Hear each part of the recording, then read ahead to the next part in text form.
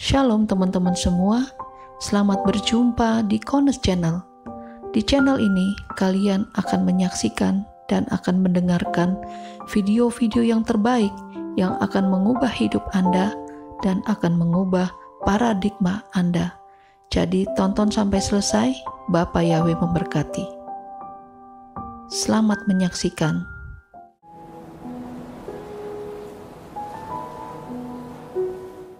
Ya, haleluya. Jadi kita akan terus melihat kebenaran firman daripada kedahsyatan Sukot. Ini adalah satu perayaan yang sangat luar biasa.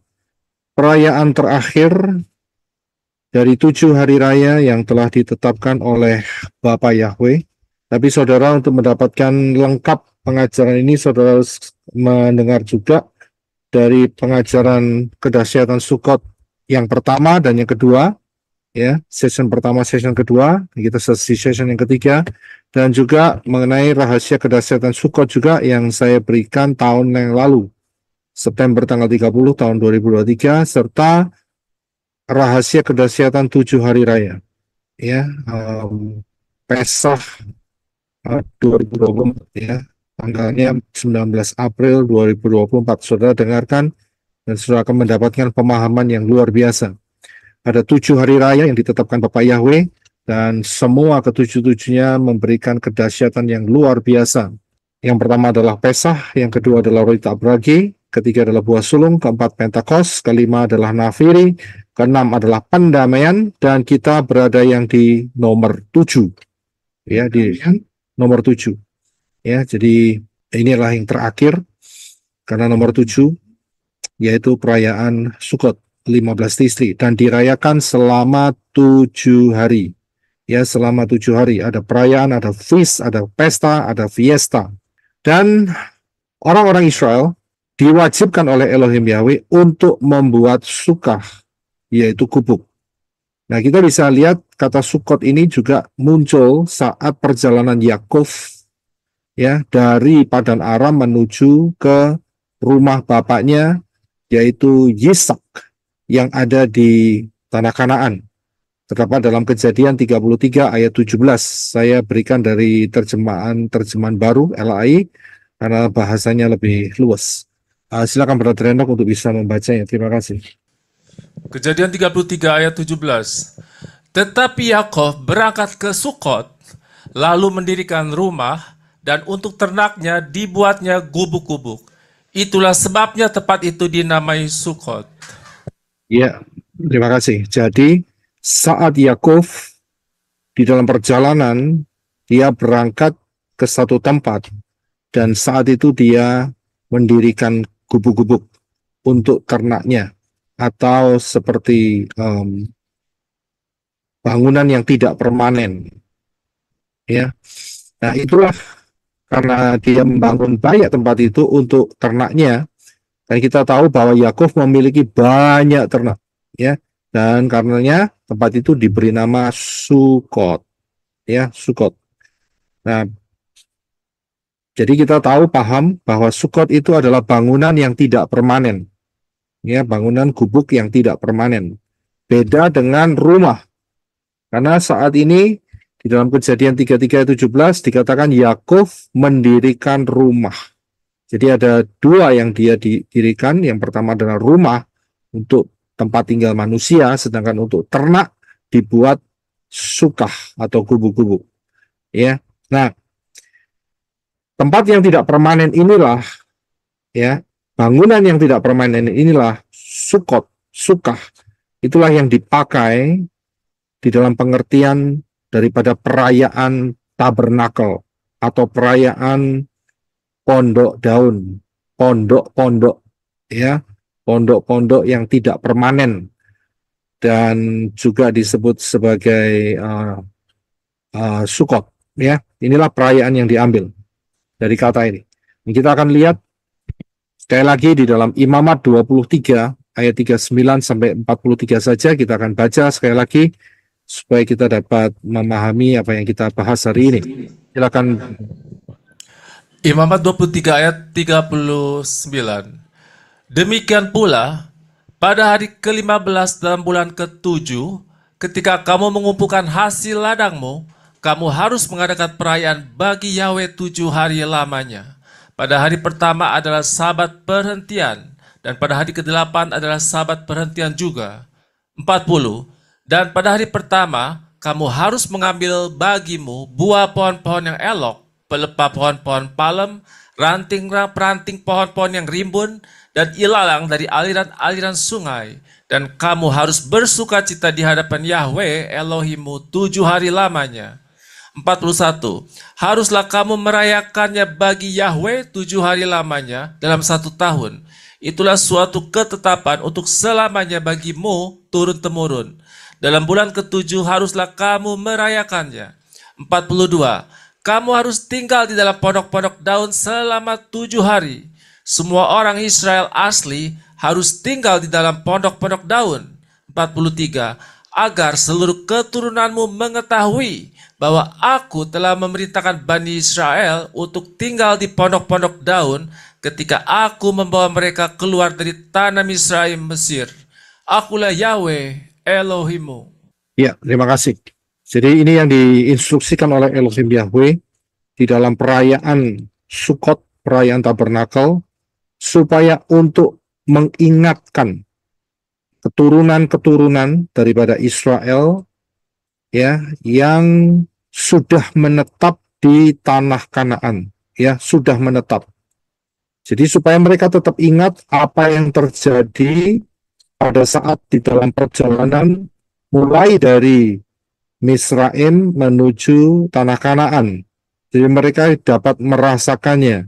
Jadi ini cara Bapak Yahweh untuk mengajarin the next generations, ya, generasi-generasi yang berikutnya untuk dapat memahami event yang pernah nenek moyang mereka lalui, yang pernah mereka rasakan.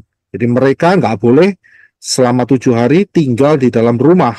Mereka harus bangun pondok, dan mereka harus tinggal di sana, tidur di sana, mengadakan perayaan, mengadakan makan bersama di sana. Ya, itulah caranya yang ditetapkan oleh Elohim Yahweh. Selain daripada itu, ada hal yang lebih dalam, ya, dari sekedar hanya perayaan. Hal yang lebih dalam adalah di mana di dalam perjalanan dari Misraim, dari Mesir menuju tanah Kanaan, disitulah Elohim Yahweh menyatakan kemuliaannya dan menuntun, ya, nenek moyang mereka, Bani Israel, melalui padang gurun, padang belantara, ya, dengan pada siang hari terdapat tiang awan dan pada malam hari terdapat tiang api. Di sini bukan hanya sebuah pesta, perayaan, fiesta saja, tetapi supaya generasi-generasi selanjutnya dapat memahami bahwa Elohim Yahweh itu tinggal di tengah-tengah umatnya. Ya, Elohim Yahweh yang maha dahsyat, ya, yang permanen. Ya, permanen kan dia memiliki Shamayim. Shamayim kan permanen, saudara, termasuk permanen, ya. Itu tinggal. Elohim Yahweh yang permanen, yang tidak dibatasi oleh ruang dan waktu, terutama waktu, itu tinggal di tengah-tengah umatnya yang fana. Ya, yang fana, yang sementara, yang hidupnya hanya 100 tahun, 150 tahun dan selesai. Ya, jadi inilah prinsip daripada Sukkot, dan ini diambil di dalam perjalanan hidup saudara dan saya yang percaya kepada Bapa Yahweh dalam Yeshua HaMashiach. Kita sudah belajar di session yang kedua.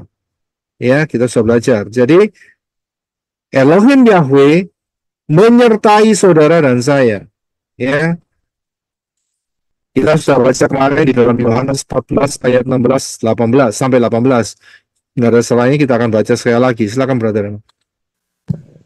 Yohanes 14 ayat 16.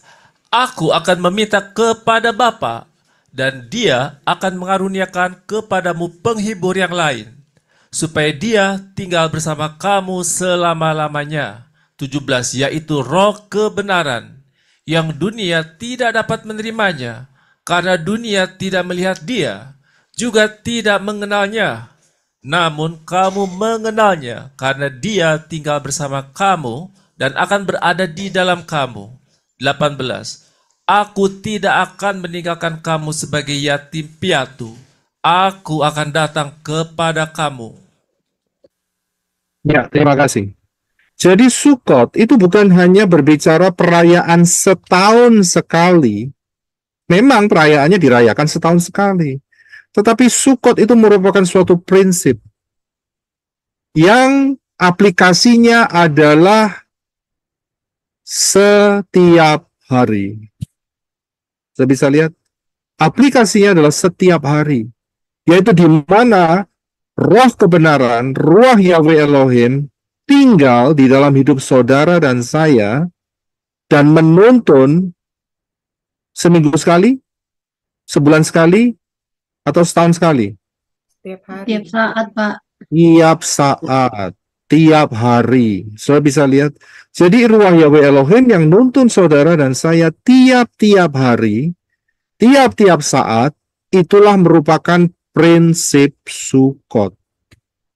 Elohim Yahweh yang maha dahsyat, yang permanen, yang tidak berubah dari dulu, sekarang, sampai selama-lamanya, tinggal di dalam kehidupan saudara dan saya, di dalam tubuh saudara dan saya yang fana. Itulah prinsipnya.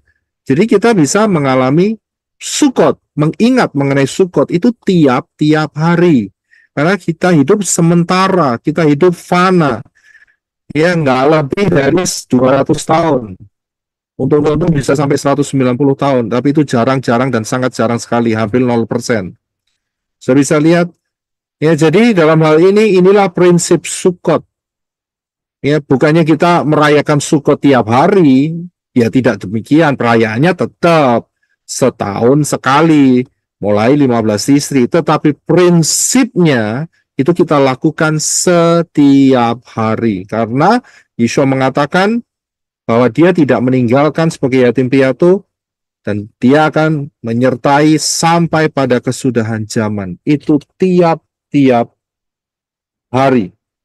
Nah, kita akan melihat melalui kacamata atau fokus kepada sudut pandang tabernakel.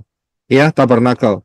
Di mana tabernakel atau kemah, ya, yang dibangun oleh kemah peribadatan yang dibangun oleh Moshe, ya, karena instruksi daripada Elohim Yahweh di atas gunung, ya, dan kita mau lihat dari sudut pandang yang lebih spesifik, ya, yang lebih mengerucut dari sisi kemah suci. Saya sudah memberikan pelajaran mengenai kemah suci 12 sesi, sudah bisa ke pelayanan menorah untuk bisa melihatnya.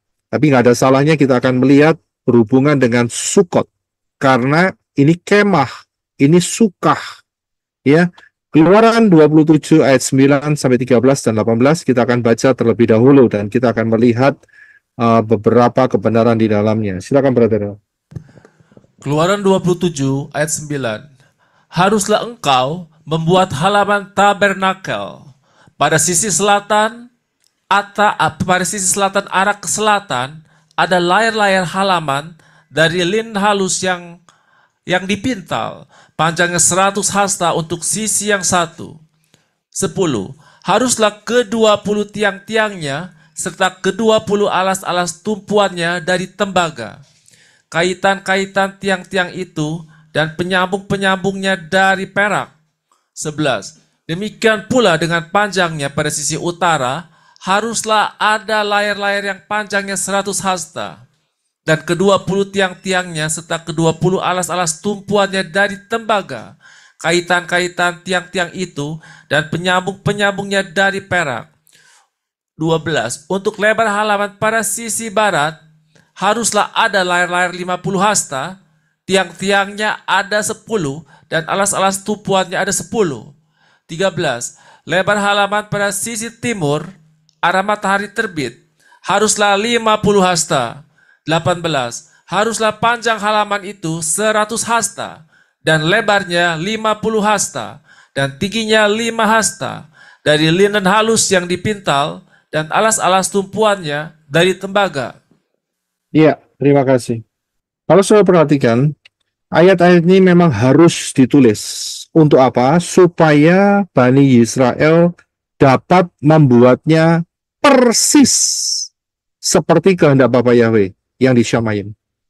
Jadi ukurannya harus tepat, ya. Kemudian semua ornamennya, semua tiang-tiangnya, semua bahan perkakas-perkakasnya, penyalut-penyalutnya untuk tiang-tiang yang dibuat, semuanya harus persis. Karena itu ayat ini ditulis dengan detail. Ya, supaya Bani Israel sanggup membuatnya dan tidak keluar dari polanya Bapak Yahweh. Ya, itu tujuannya untuk ditulis ini. Tetapi di satu sisi ada satu kedalaman yang kita dapat lihat, ya, yang kita dapat pelajari. Pelajaran ini sebetulnya saya sudah berikan ya di dalam pelajaran Kemah Suci. Tadi saya sudah katakan di atas ada 12 sesi. Dan saudara bisa belajar satu-satu mulai dari sesi pertama sampai sesi yang ke-12. Ya. Tapi khusus untuk perhitungan ukuran ini saya berikan di sesi yang ke-8, ya, session yang ke-8. Jadi kalau saudara rindu bisa mempelajarinya kembali. Nah, di dalam apa yang kita baca di atas itu diceritakan mengenai dimensi panjang dan lebar pelataran. Ya, panjang dan lebar pelataran. Jadi panjangnya, kalau sudah bisa lihat, itu adalah 100 hasta atau 100 cubits dikali 50 hasta atau cubits. Sudah bisa lihat ya. Yang atas 100, yang bawah 100. Ya, itu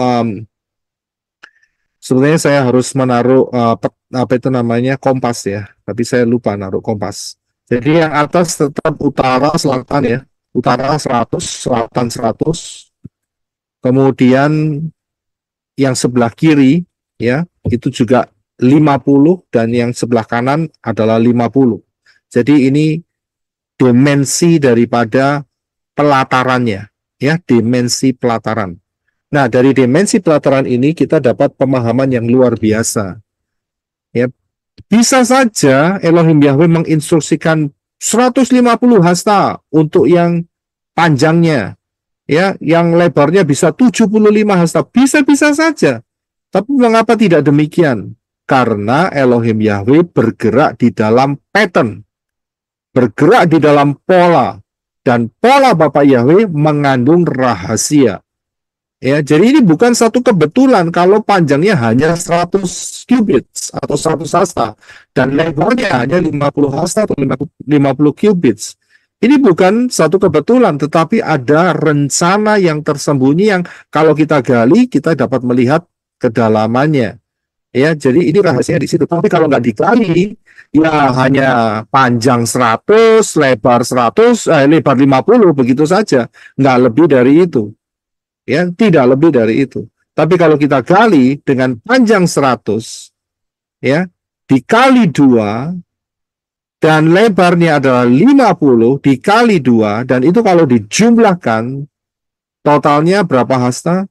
Totalnya adalah 300 hasta, Pak.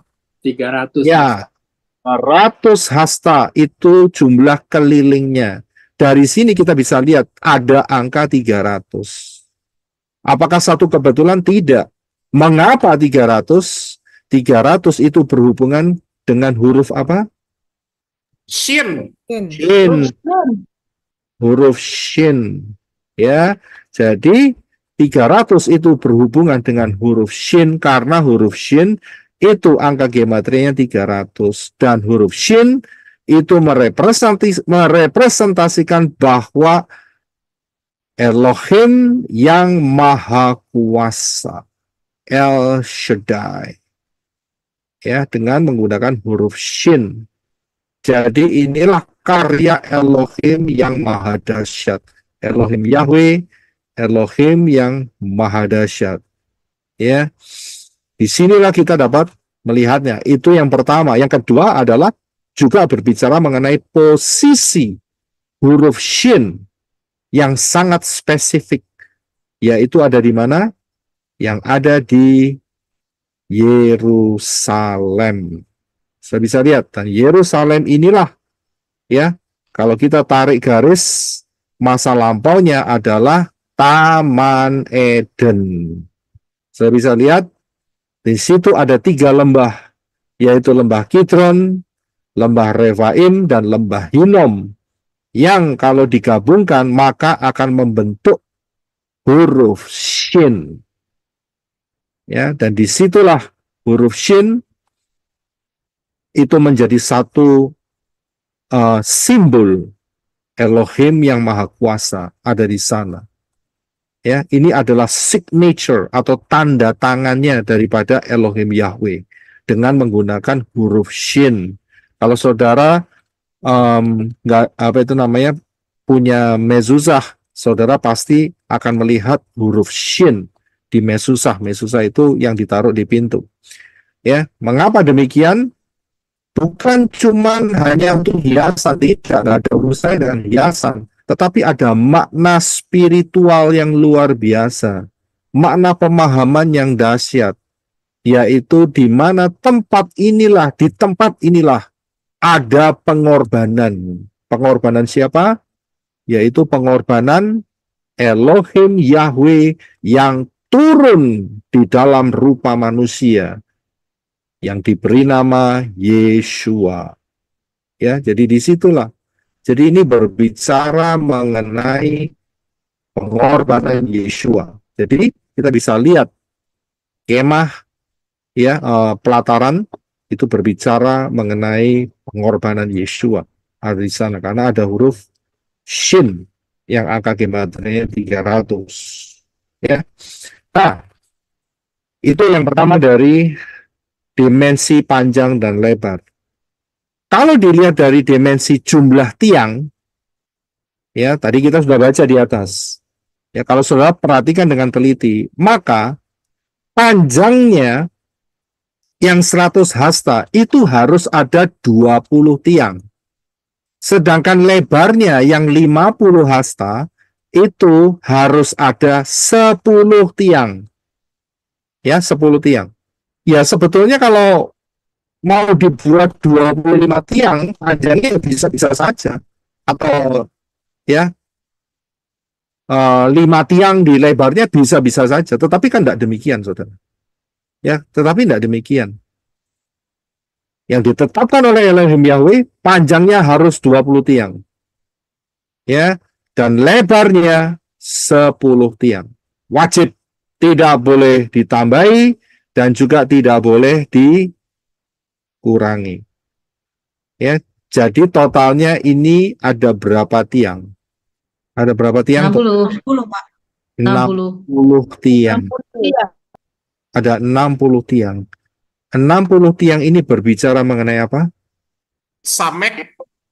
60 memang samek ya, huruf Ibrania ya. Tapi berbicara mengenai apa? 60 tiang ini. 6.000 tahun. 6.000 tahun ya, Pak? Iya, terima kasih. Berbicara mengenai 6.000 tahun. Ya, 6.000 tahun. Nah, saudara perhatikan, 60 tiang ini tiap hari kena matahari. Betul kan? Karena ini adalah tiang pelataran. Tiap hari kena matahari. Panasnya matahari. Ya. Kalau saudara perhatikan, ada satu orang buta yang pernah disembuhkan Yeshua. Dan saat Yeshua meletakkan tangannya, setelah itu Yeshua tanya sama dia, "Kamu melihat apa? Kamu melihat apa?" Orang buta itu menjawab, dia melihat apa? Oh, melihat pohon, Pak. Pohon, Pak. Melihat apa? Pohon. Melihat pohon. Seperti pohon. Orang-orang seperti pohon. Nah, saudara jangan Pohon. Ya, seperti langsung pohon. dipotong Pohon gitu. Orang-orang seperti pohon, Pak. berjalan. Saudara harus ngomong manusia berjalan seperti pohon. Pohon. Ya, kalau dijawab melihat apa? Melihat pohon, nanti salah persepsi. Ya, jadi harus jawabnya akurat. Melihat manusia seperti pohon. Dan pohon ini adalah bahan baku daripada tiang. ya, bahan baku daripada tiang.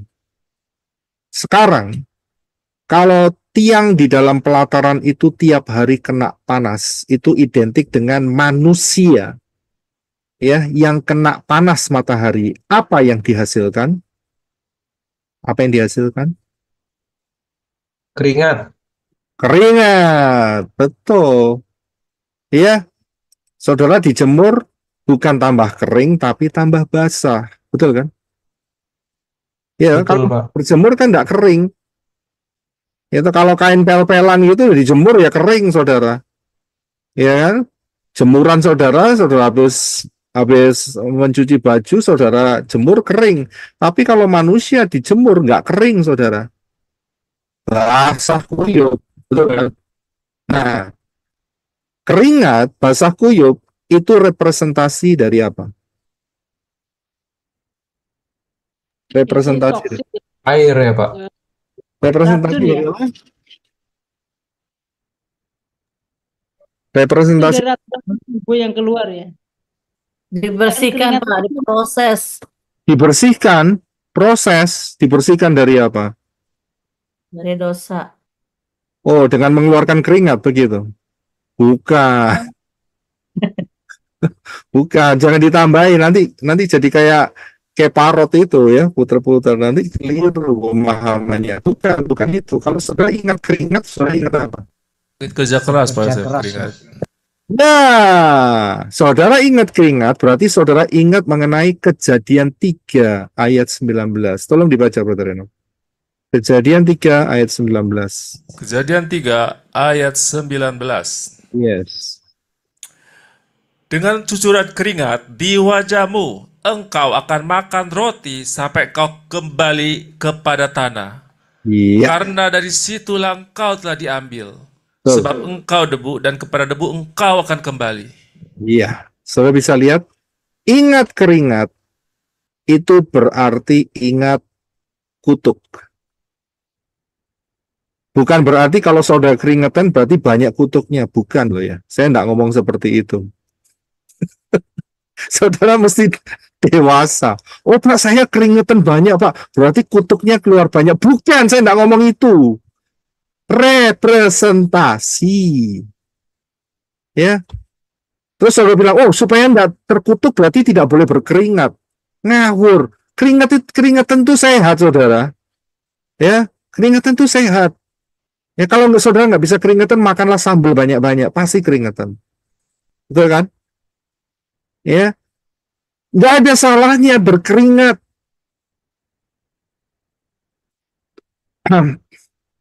Saya dulu pernah ketemu dengan almarhum Pak Suradi. Siapa yang tahu Pak Suradi? Dokter Suradi, Pak. Suradi bin Abraham itu Ya, kan Pak. kenal saya. Dokter Suradi. Saya puji Bapak Yahweh, saya sempat ditemukan dengan beliau. Wah, saya senang sekali. Ya, walaupun memang sebelumnya saya tidak kenal. Ya, cuman gara-gara saat itu saya tidak ke gereja, istri saya yang ke gereja, Ibu Fang Fang, dikhotbahi mengenai kata Allah. Yang beliau katakan saat khotbah saat itu, bahwa kata Allah itu adalah dari nama berhala. Saya langsung seperti manusia pada umumnya. Apa yang terjadi? Saya langsung mendebat istri saya. Dan puji Bapak Yahweh, Ibu Dasa Fahwan dikasih hikmat. Kamu jangan debat saya. Aku tidak ngerti apa-apa, makanya pergi ke gereja. Ya gitu loh, ya kan? Adepin dia sendiri. Tanya sendiri, gitu loh. Nek aku gak ngerti, gitu. Karena saya ngomong, di Alkitab ada kata Allah, saya bilang gitu. Apa salahnya? Tapi istri saya saat itu bilang, keliru, itu bukan. Dia bilang gitu. Yang benar Yahweh. Gitu. Minggu depannya, untungnya Pak Suradio khotbah lagi saat itu. Untungnya di situ. Coba enggak, wah saya kehilangan momen, gitu loh. Ya. Sebabnya setelah itu dia nggak pernah khotbah lagi, nggak ketemu sama saya. Sudah selesai, cuma di situ aja. Waduh, saya bersyukur kalau mikir dari titik sekarang, saya mikir saat itu ketemu dengan Dokter Suradi, wah saya bersyukur sekali. Coba nggak ngerti, saudara. Nah, dalam benak saya juga saya punya pertanyaan. Kan saya melihat kesaksiannya dia naik haji dan sebagainya, ya kan? Dia guru besar, wah ini orang pinter, ini orang hebat ini, ya kan? Dokter Angkatan Udara ya kalau nggak salah ya. TNI, iya Angkatan Udara kalau nggak salah. Wah ini orang besar, ini orang hebat ini. Pengalamannya jam terbangnya sudah tinggi, naik pesawat terbang lagi, sudah berulang-ulang naik haji lagi. Oke, saya punya pertanyaan. Saya tanya sama dia. Satu pertanyaan, salah satunya yang saya ingat. Pak, mengapa Pak? Kalau penganut itu, kalau doa tidak pakai celana dalam, saya bilang gitu. Itu pertanyaan saya. Karena itu selalu teriang dalam pikiran saya itu bertahun-tahun nggak dapat jawabannya, saudara. Nah, dasar internet saat itu masih terbatas, saudara ya. Mumpung ketemu dengan guru besar ini, tak tanyain. Saya kepingin tahu. Saudara tahu jawabannya apa? Mengapa mereka tidak pakai pakaian dalam? Karena zaman dulu belum ada, Pak. Oh, bukan itu, brother itu, bukan masalah itu. Dari zaman dulu sudah ada pakaian dalam, gitu. Oh, iya. Karena konsep lahir baru ya Pak. Bukan, mereka mah nggak kenal konsep lahir baru ternyata. Ya, bukan. Kenapa? Biar lega. Biar lega. Jadi ada banyak angin masuk gitu ya, tak kepanasan gitu. Bukan, wah gawat, biar lega. Lega apanya yang lega? Ya, biar lompat. Katanya kotor najis, Pak. Nah, hampir mendekati Ibu Mulat, hampir mendekati. Beliau mengatakan bahwa air kencing, air seni itu kalau keluar itu dosa. Kalau kena pakaian. Kalau kena linen, kena pakaian dalam, itu menjadikan orang itu berdosa. Ngerti ya? Jadi bukan karena longgar, bukan karena saat itu juga nggak ada, ya bukan karena itu, bukan. Itu jawabannya dari guru besar ini, saudara. Wah, saya langsung mikir, oh begitu. Saya terjawab pertanyaan saya bertahun-tahun dalam pikiran saya, dalam benak saya terjawab. Oh, jadi kalau kecipratan kencing itu dosa, saudara. Ya, jadi saudara jangan bikin konsep tadi berkeringat berarti banyak kutuk, banyak dosanya, ngawur, nanti jadi kaparot itu ceritanya ya, lama-lama ya, nggak begitu, saudara. Ya. Kalau kentut aja berdosa, Pak. Kentut aja berdosa. Kentut saja berdosa. Oh ya? Oh, ini baru saya dengar ini. Itu membatalkan, Pak. Itu membatalkan. Karena saya masih ingat ya. Sorry, saya potong. Saya masih ingat. Ketika saya masih di sana, begitu. Itu kalau mau sembahyang, kita habis wudhu kan. Aha. Kita senggolan dengan yang lain jenis, batal. Kita kentut, batal, Pak. Harus wudhu lagi. Berapa kali juga. Berapa kali kentut, lo wudhu lagi gitu. Gitu ya? Oh ya, saya baru dengar itu. Untung nggak punya pertanyaan seperti itu dalam benak saya. Iya, oke ya. Kalau kentut membuat bisa terkontaminasi dengan dosa sehingga batal ya. Iya, dan saya pernah dapat baca berita kentut itu bisa membuat dosa. Karena apa? Ada orang kentut, ini teman sendiri sekampung, ya kan? temannya dikentuti itu nggak terima, saudara, dan akhirnya ada bacok di sebelahnya, dia bunuh temannya, bikin dosa kan, gara-gara kentut, saudara. Ya, padahal kentut itu sehat kan. Ada yang di sini berani nggak kentut selama 1 bulan, masuk rumah sakit, saudara. Betul kan? Ya kan, berani nggak kentut 1 bulan. Waduh, itu malapetaka. Betul kan? Itu kan proses alami. Ya, jadi itulah jawabannya, saudara. Jadi mengapa keringat? Nah, ini kembali lagi ya. Mengapa keringat?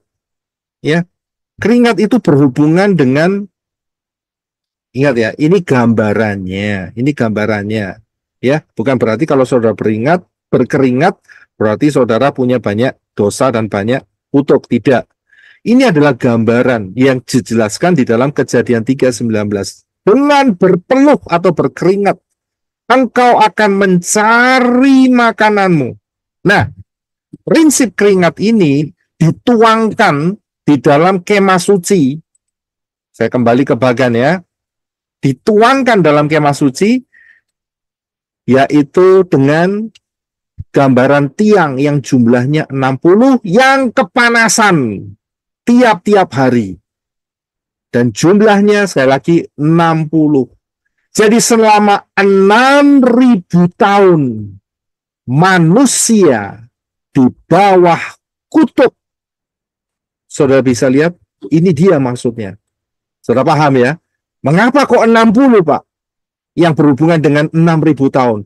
Sejak kejatuhan Adam dan Hawa. Sejak kejatuhan Adam dan Hawa. 6.000 tahun setelahnya, sampai kedatangan Yeshua, second coming, kutuk itu ada menaungi manusia. Ya, karena apa? Karena manusia melanggar titah Yahweh. Sudah bisa lihat, jadi inilah hubungannya. Jadi 60 tiang yang tiap hari kepanasan itu berbicara mengenai 6.000 tahun. Manusia di bawah kutuk, dalam tanda kutip, matahari. Karena apa? Manusia akan berpeluh, dan itu berhubungan dengan Kejadian 3:19. Nah, mungkin saudara akan bertanya, loh, kalau begitu bagaimana di dalam kerajaan 1.000 tahun? Emangnya nggak berkeringat? Emangnya nggak berpeluh? Nah, ya kan? Memangnya nggak berusaha? Kemarin kita sudah bahas ya bahwa di dalam kerajaan 1.000 tahun ada pekerjaan. Tetapi ingat, ada perbedaan. Di dalam kerajaan 1.000 tahun, manusia jasmaniah alamiah di bawah payung berkat Yeshua. Bukan di bawah payungnya setan. Setannya dibelenggu selama 1.000 tahun. Kalau sekarang setan masih bebas berkeliaran. Tapi dalam kerajaan 1.000 tahun, mereka tetap bekerja. Mereka tetap berusaha, tetapi di bawah blessing yang full. Saudara bisa lihat? Berkat yang penuh. Karena Yeshua sebagai tudungnya. Yeshua sebagai umbrellanya, payungnya. Jadi mereka bekerja, ya, dikatakan pasti menghasilkan. Kalau hari ini ada yang namanya gagal panen, betul kan? Sering kita dengar. Dan kemudian terjadi kekacauan, badai, belum lagi tikus, serangan hama, serangan banyak hal. Itu merupakan musuh-musuh. Tetapi di dalam zaman kerajaan 1.000 tahun, mereka akan menabur dan mereka akan menuai. Tidak ada yang merugikan. Karena spirit yang merugikan itu ada di mana? Dibelenggu selama 1.000 tahun. Mereka ada di bawah tudung berkat. Sudah bisa lihat? Inilah kekuatannya. Bukannya mereka tidak berusaha, mesti berusaha. Ya. Bagaimana dengan aplikasi kita sekarang? Ada dua pilihan. Ada dua pilihan. Yang pertama adalah tetap di bawah tudung atau payung keringat, yaitu kutuk, berusaha, bisa sukses, bisa sukses. Bisa berhasil, bisa berhasil. Tetapi ingat, ya, keberhasilan itu hanya sementara. Kalau tidak ada berkat Elohim Yahweh. Bagaimana caranya? Supaya hasil yang dikerjakan oleh manusia-manusia Elohim diberkati oleh Elohim Yahweh selama masa ini, masa di bawah matahari, masa di bawah setan masih berkeliaran. Bagaimana supaya terlindungin? Jawabannya,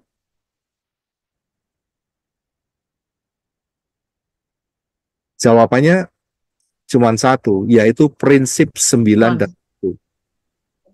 Pak. Sudah bisa lihat? Prinsip 9 dan 1. Persepuluhan.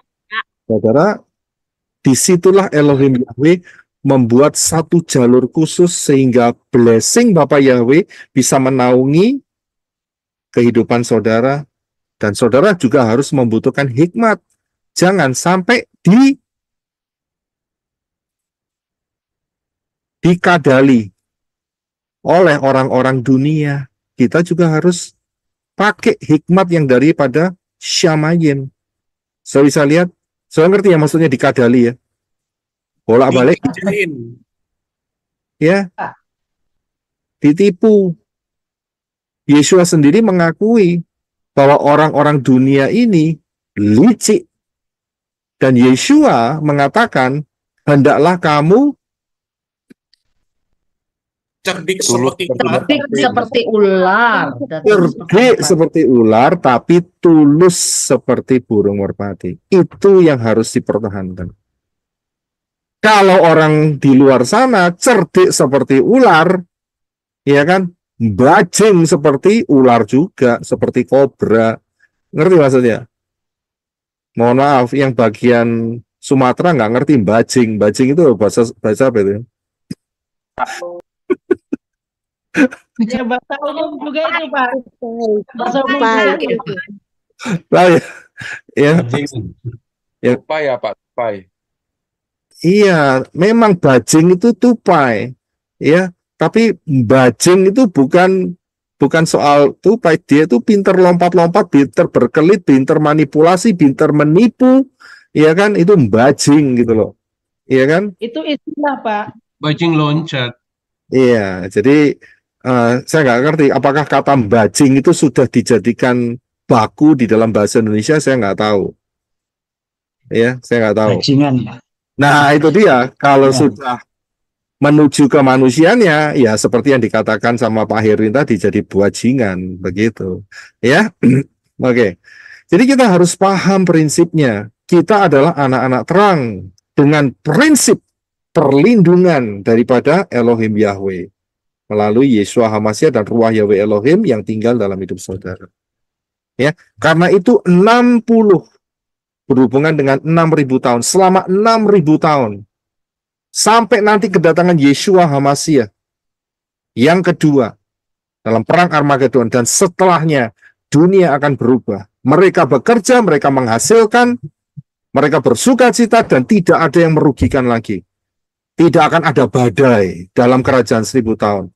Tidak akan ada tornado, tidak akan ada gempa bumi, tidak akan ada yang namanya kelaparan, kekeringan. Ya, tidak ada lagi. Semuanya under blessing. Di bawah berkat yang luar biasa. Nggak seperti hari ini. Sedikit-sedikit mesti pakai pestisida. Betul kan? Ya, disemprot pestisida, akhirnya pestisidanya tertular masuk ke manusia. Waduh, repot. Ya kan? Manusianya harus minum apa? Antibiotik setelah itu. Nah, ini sirkulasi setan ini ceritanya. Betul kan? Yang numpuk di dalam tubuh. Dan itu nggak bisa dikeluarkan dengan mudah katanya. Waduh, jadi penyakit. Ya, jadi itulah siklus dalam 6.000. Ya, jadi saudara paham. Nah, selanjutnya. Ya. Kalau begitu sukahnya mana? Kalau di dalam kemah suci, ya. Bukan di pelataran. Sukahnya itu adalah di bagian kemah pertemuan. Ini namanya kemah pertemuan, yaitu ruang kudus dan ruang maha kudus. Sudah bisa lihat ya, ini sukahnya. Ya, saya harap saudara bisa memahami dalam hal ini. Ya, jadi kemah suci kalau yang di luar tiang-tiangnya kan kepanasan. Itu bicara mengenai 6.000 tahun kan. Nah, sedangkan bagian sukahnya di mana? Sukahnya itu ada di ini saudara, yaitu di ruang kudus dan ruang maha kudus. Nah, ruang kudus itu punya dimensi panjangnya 20 hasta. Ruang kudus ya, sudah perhatikan di sebelah kanan ya. Ruang kudus, bukan ruang maha kudus. Nanti kita bicara. Ruang kudus itu panjangnya 20 hasta, lebarnya 10 hasta, tingginya 10 hasta. Kalau 20 dikali 10 dikali 10 totalnya 400. 20 kali 10. 2000. Ya, 2000 panjang kali lebar kali tinggi. Panjang 20, lebar 10, tinggi 10. 20 dikali 10 kali 10.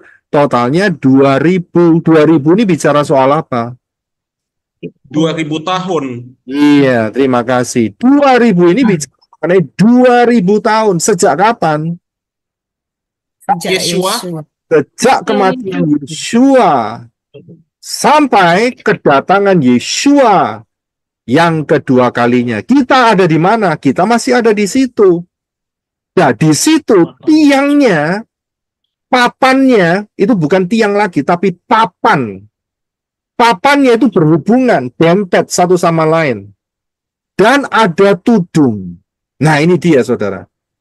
Inilah prinsip yang Elohim Yahweh berikan untuk manusia-manusia Elohim, saudara dan saya, yaitu di dalam ruang kudus. Saya bisa lihat karena ada tudung blessing. Selama saudara mengikuti tudung blessingnya Bapak Yahweh di dalam Yeshua, saudara akan terjamin hidupnya. Di mana tudungnya yang menyatakan Yeshua? Oh, banyak.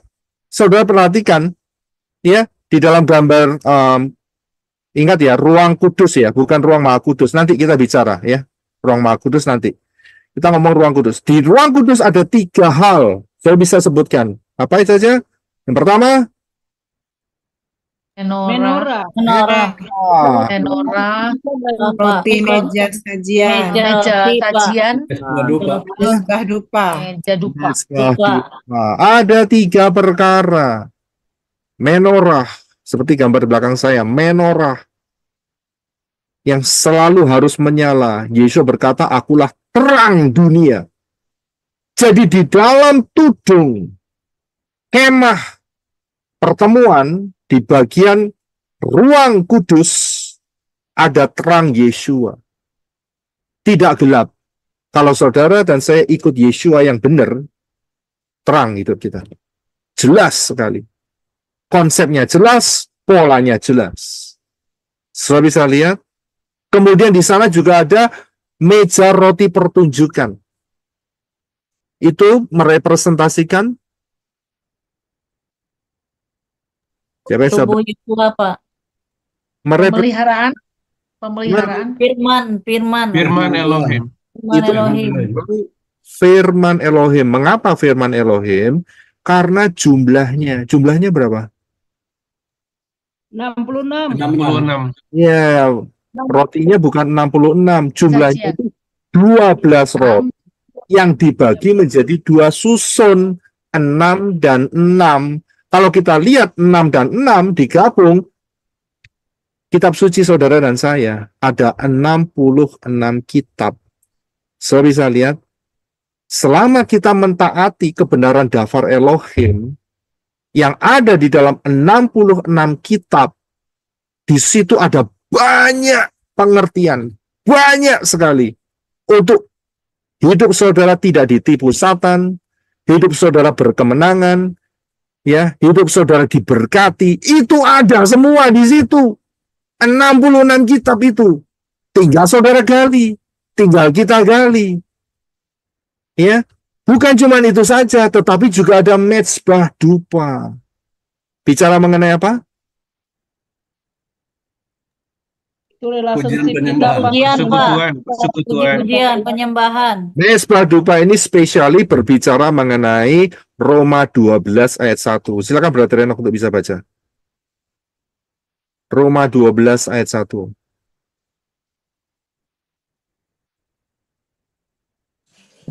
Roma 12 ayat 1.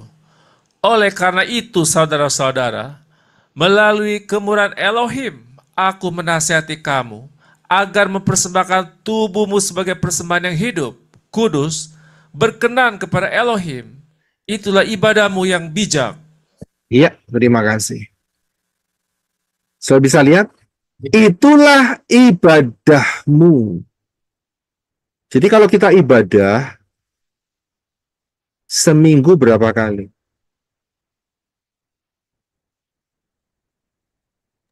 Setiap Tiap hari. hari, Pak. Setiap hari. Apa ibadah itu? Berkomunikasi dengan Bapak Yahweh. Kebutuhan nama Bapak Apa ibadah? Kalau kita lihat dari Roma 12, Ya relationship kita, bersekutu Relationship, dengan Pak. kesempatan tubuh kita. persembahkan tubuhmu Relationship. di hadapan Bapa Yahweh. Sudah bisa lihat? Dan mempersembahkan tubuh di hadapan Bapa Yahweh berarti ibadah itu bukan cuman saat kita ketemu tiap Sabat. Sehari-hari 24 jam itu ibadah. Sudah bisa lihat? Ya, jadi konsep ibadah itu bukan cuman kalau saat kita sedang ketemu. Ini hanya acara ibadah. Saya bisa lihat, beda ibadah dengan acara ibadah itu beda. Kita acara ibadah, kita ada worship, kita ada pujian, kita ada doa, kita ada deklarasi, kita ada firman, kita ada doa berkat, itu acaranya, begitu loh. Tapi ibadah yang sesungguhnya adalah daily life. Daily life. Sudah bisa lihat? Jadi inilah blessing di dalam tudung 2000. Dan kita ada di dalam 2000 itu. Ya. Hampir rapture. Hampir. Tapi masih harus ada di bawah tudung itu. Sudah bisa lihat. Disitulah special blessing. Dan keindahannya apa di situ? Keindahannya kalau di pelataran pertama panas, betul? Siang kepanasan, malam kedinginan, betul? Itu pertama. Kedua, baunya, bau apa? Bau sate, bau barbecue kan? Kan harus ada korban bakaran kan? Ya, nek pas dibakar korban bau asap. Bau api, juga bau kambing, bau kerbau, bau domba. Campur-campur baunya. Sudah bisa lihat? Panas. Polusi, Pak. Iya.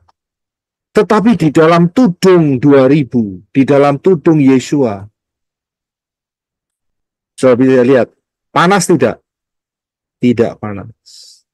Karena ada tudung. Special blessing. Kedua, ya, ada roti. Yang di luar nggak ada roti. Di situ ada roti. Kemudian baunya apa? Bau apa? Harum. Baunya adalah dupa. Bukan bau barbecue, kambing, sapi, domba. Bukan, saudara. Amis. Bau darah itu di luar karena disembelih di sana.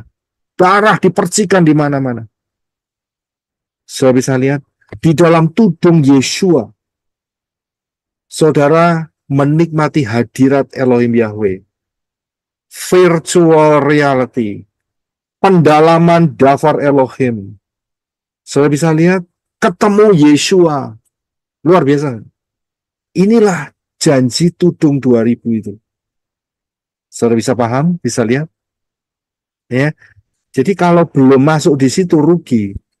Plus satu lagi dari halaman masuk ke ruang kudus itu ada apa itu namanya? Penyekatnya, ya ada penyekatnya, ada tirainya. Ya, ini berbicara mengenai apa? Dari pelataran masuk ke ruang kudus. Ruah Yahweh Elohim. Bicara apa? Ini bicara mengenai pencurahan ruah Yahweh Elohim. Speak in tongue. Saudara bisa lihat? Itu bicara speak in tongue. Ya. Sehingga kapasitas saudara dimaksimumkan di situ. Rugi kalau nggak speak in tongue. saudara aktifkan. Ya, aktifkan. Banyak saya dengar kesaksian. Dulunya sama sekali bukan dari pengajar speaking tongue, yang diajari speaking tongue, tapi sekarang bisa diaktifkan. Ya, itu sangat luar biasa. Kemudian tirai yang kedua, ini penting saudara. Tirai yang kedua itu bicara mengenai apa? Antara ruang kudus dan ruang maha kudus. Tirai yang kedua, penyekatnya bicara mengenai apa? Bukan. Mengenai apa?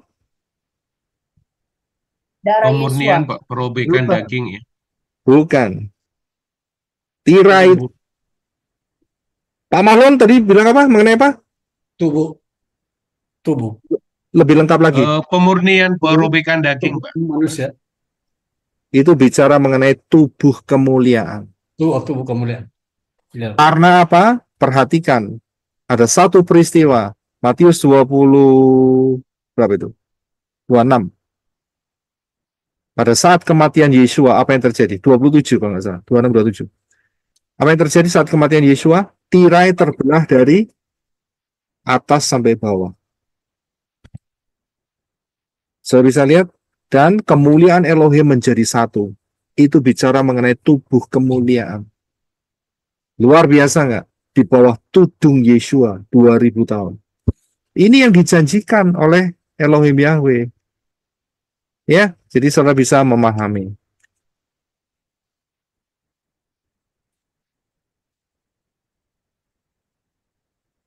Kalau saya lihat dimensinya, saya perlengkap sedikit.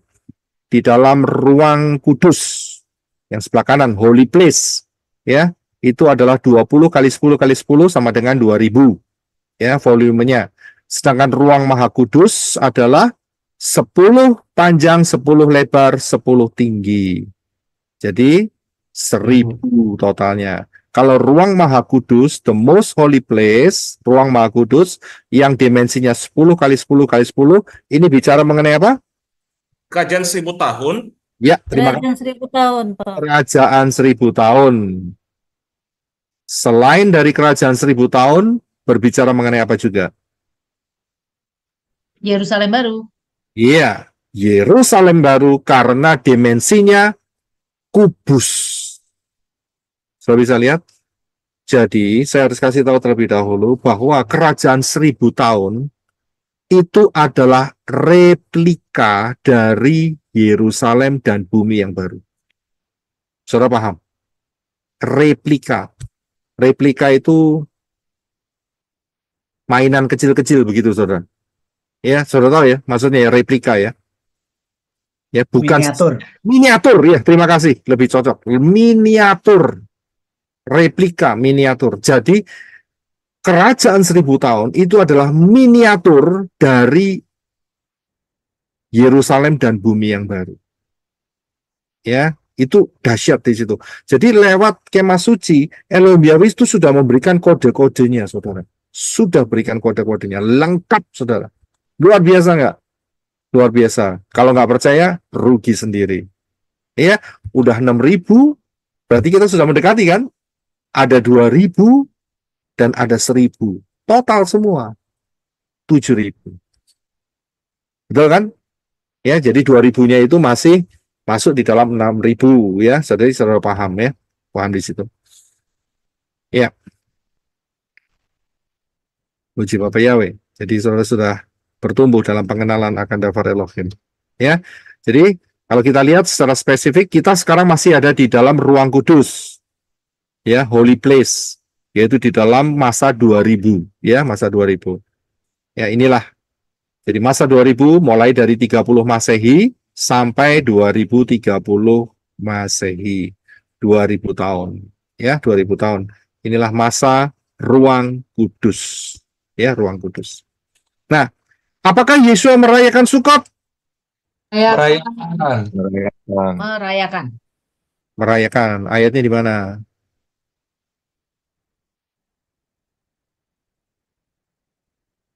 Sebelum saudara cepat-cepatan, saya lebih cepat. Yohanes 7 dan 8. Dah, gitu aja. Saudara pasti terpancing untuk langsung searching Google. Ya, jadi oke, baik. Kita akan lihat ya. Apakah Yesua merayakan Sukot? Jawabannya ya. Yohanes 7 dan 8. Ya, Yohanes 7 dan 8. Sudah sering baca ayat ini? Ini menarik, saudara. Oke, kita bahas ya. Nggak usah pakai gambar.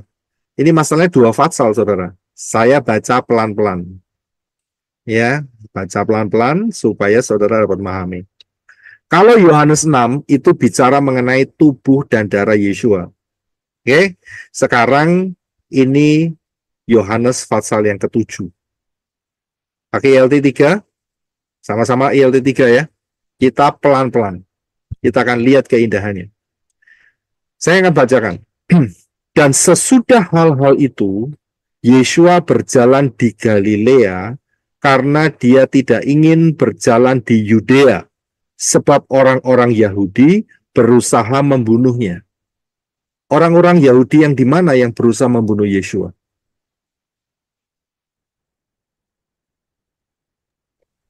Yudea, Pak. Iya, Pak. Apa bedanya Yudea dan Galilea?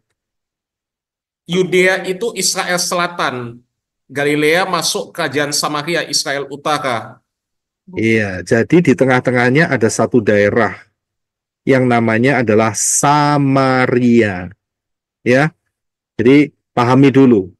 Peta Israel zaman dulu sama zamannya Yesua dengan zaman sekarang itu beda. Zamannya sekarang jadi satu. Tapi zamannya Yesua itu yang bagian Yerusalem itu adalah Yudea.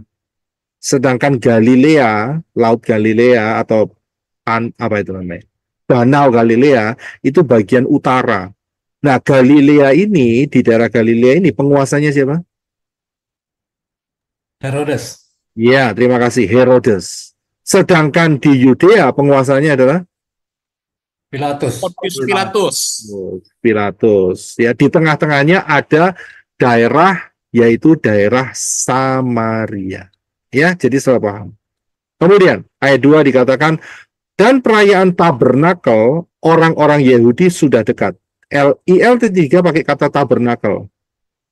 Tabernakel sama dengan pondok daun sama dengan Sukot. Jadi Yesua ada di posisi dekat perayaan Sukot saat itu di dalam Yohanes 7. 3, sebab itu saudara-saudaranya berkata kepadanya, berangkatlah dari sini dan pergilah ke Yudea.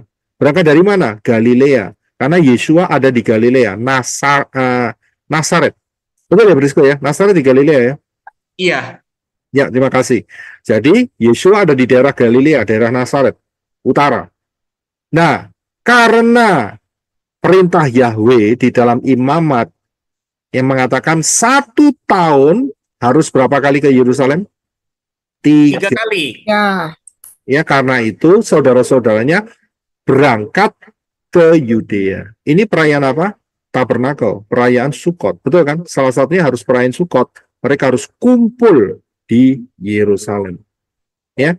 Berangkatlah dari sini dan pergilah ke Yudea, supaya murid-muridmu juga dapat melihat pekerjaan-pekerjaanmu yang akan engkau lakukan. Sebab tidak seorang pun melakukan sesuatu secara sembunyi-sembunyi, bahkan dia sendiri berusaha untuk tampil di depan umum. Sekiranya engkau melakukan hal ini, maka nyatakanlah dirimu kepada dunia. Siapa yang bicara ini? Saudara-saudara Yesua, Pak. Ibu Yesua, Pak. Ibu Yesua. Ini yang bicara adalah saudara-saudaranya. Ayat 3. Betul? Saudara-saudaranya ngomong, nyatakan dirimu. Ingat loh, di titik ini murid, mohon maaf, saudara-saudara Yesua itu belum percaya kepada Yesua. Belum. Ya, belum percaya. Yang percaya hanya murid-murid. Nanti setelah Yesua bangkit baru mereka percaya, saudara. Jadi belum. Karena apa? Ayat 5 ditulis, sebab saudara-saudaranya pun tidak percaya kepadanya, kepada Yesua. Tidak percaya, saudara. Ya. Karena itu Yesua pernah mengatakan, seorang nabi, apa kelanjutannya? Ditolak, Pak. Tidak dihargai di asalnya. Tidak dihargai di asalnya, di tempat dia dilahirkan, maksudnya dibesarkan. Saya bisa lihat, tidak percaya saudara-saudaranya. Ini mosok Mesias, dulur dewek, begitu saudara. Ya, itu bahasa Jerman. Ya, dulur dewek, ngerti ya? Oh, ya, saya translatekan dalam bahasa Indonesia, saudara sendiri, ya, dulur dewek, ya, nggak percaya, saudara. Ini bahaya, saudara. Ya, kemudian. Ya, itu seperti bapakku tuh, Pak. Dia menentang orang ngandel, ngono. Oke, ada satu ayat yang setelahnya saya teringat.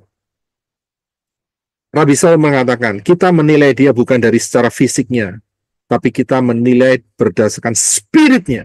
Ini kritikal sekali. Ya, orang selalu meremehkan, oh dulurku, ya, oh saudaraku, ya kan? Dan akhirnya diremehkan. Padahal ada spirit anointing yang berbeda. Ini bahaya, saudara.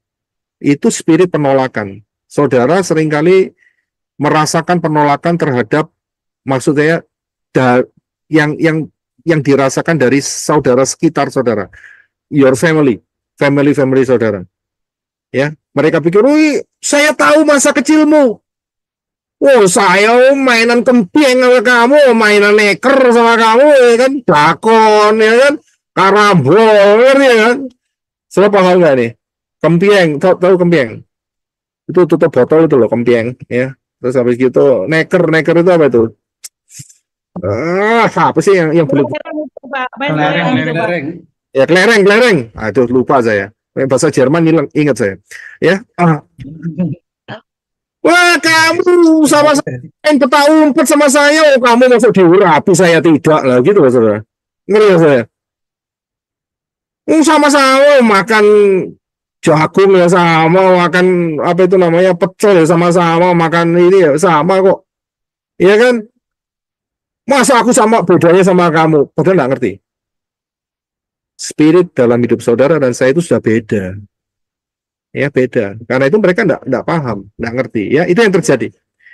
Nah, ayat 6 dikatakan, oleh sebab itu Yesua berkata kepada mereka, saatku belum tiba, tetapi saatmu selalu siap. Ingat, Yesua bergerak di dalam timing yang tepat. Ya, pergerakan Yesua itu ada timingnya semua. Ya, ada 7 hari raya kan. Itu kan timing salah satu contohnya. Moedim. Bergerak di dalam ketepatan. Kalau belum tepat waktunya, nggak terjadi. Contohnya apa? Contohnya apa? Saat ibunya sendiri minta karena pesta itu kehabisan anggur, ya kan? Ibunya tahu ini bisa ini melakukan sesuatu ini. Wes nggak ngerti apa caranya, siapa tahu bikin air jadi anggur. Jadi ibunya kan bilang, itu perkawinan di Kana, sudah bisa baca sendiri. Ya, do something, lakukan sesuatu. Yesus bilang, waktuku belum tiba. Jadi ada ketepatan. Tapi ingat, kalau waktunya sudah tiba, yang ketinggalan loh. Hati-hati loh. Yesus sudah memperingatkan. Yang satu diangkat, yang satu ditinggalkan. Rabi Saul mengatakan, seperti the twinkling of the eye. Tahu maksudnya? Sekejap mata. Itu terjadi. Karena waktunya sudah tiba. Saat waktu itu tiba, nggak ada yang siap, atau ada yang lengah, tinggalan. Hati-hati loh dengan waktu ini. Jangan meremehkan. Ya, jangan meremehkan. Oh, itu masih, bukankah ada ayat yang mengatakan apa itu namanya? Tidak ada satupun yang tahu waktunya. Ya, malaikat-malaikat di sorga pun tidak tahu, anak pun tidak. Sering dipakai ayat itu. Padahal sudah dikasih tahu waktunya sudah dekat. Hati-hati, saudara. Waktu ini penting. Begitu lewat, hanya tinggal satu kata, yaitu apa katanya yang cocok setelah lewat? Goodbye. Goodbye. Penyesalan. Goodbye. Penyesalan. Ya. Getun, Pak, getun. Ya, getun itu bahasa Jerman. Ya. Kemudian ayat 7 dikatakan dunia ini tidak dapat membenci kamu. Nah, ini dia. Kalau dunia mengasihi saudara, ini ada yang salah. Wah, dunia suka kepada saudara, berarti saudara serupa dengan dunia. Ya, betul kan? Dikatakan ayat 7, tetapi dia membenci aku.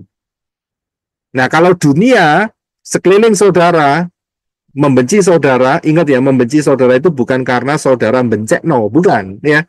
Ngerti maksudnya? Ya.